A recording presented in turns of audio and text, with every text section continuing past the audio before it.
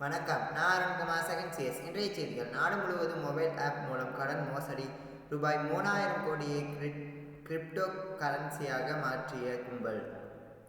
புதுச்சேரியைச் சேர்ந்தவர் ஆண்ட்ரூஸ். அவர் 2023ஆம் ஆண்டு அவசர தேவைக்காக மொபைல் ஆப் மூலம் ரூபாய் 10,000 கடன் பெற்றார்.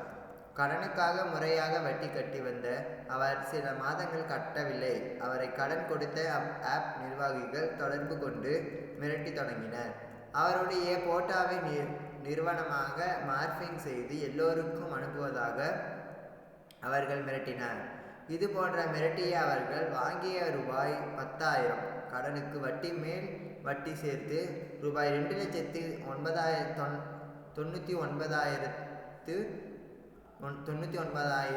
பணத்தையும் அவர்கள் பறித்தனர். இதனால் ஆண்ட்ரூஸ் மனம் வெறுத்து வேறு வழியில்லாமல் சைபர் கிரைம் போலீசார் புகார் அளித்து சைபர் கிரைம் போலீசார் இன்ஸ்பெக்டர் கீர்த்தி வழக்கு பதிவு செய்து விசாரித்து வந்தார். 2 ஆண்டுகள் 230க்கும் அதிகமான ஆவணங்கள் திருட்டப்பட்டன.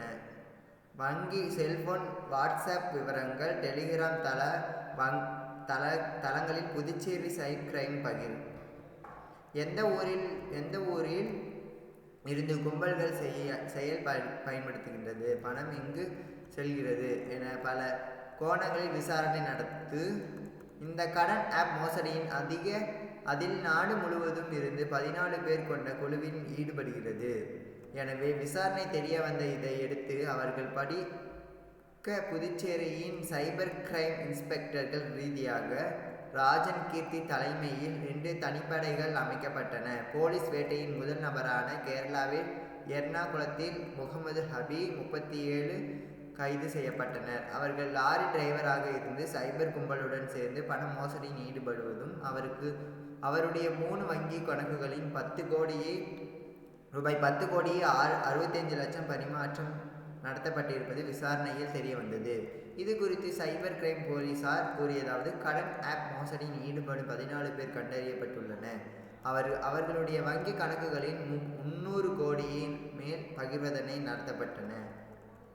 கிரிப்டோ கரன்சியாக அந்த பணம் மாற்றி வெளிநாடுகளுக்கு அனுப்பப்பட்டுள்ளது. அடுத்தடுத்த நபர்கள் பிடிபடும் போது யாருக்கு கிரிப்டோ கரன்சி சென்றது என்ற விவரம் தெரிய வரும். கடன் வாங்கியவர்கள் கம்போடியா நாட்டில் இருந்து போன் மூலம் கும்பல்கள் மிரட்டி பணம் பறித்துள்ளனர். இதுபோது கைது செய்யப்பட்ட முகமது அஃபீயுடன் 3 செல்போன்கள், ஒரு சொகுசு கார் பறிமுதல் செய்யப்பட்டுள்ளன. கும்பலின் முக்கிய நபரான கருதப்படும் சித்தன் முகேஷின் ரூபாய் 321 கோடி பணம் அமல்காத்துறையின் முடக்கி வைத்துள்ளது.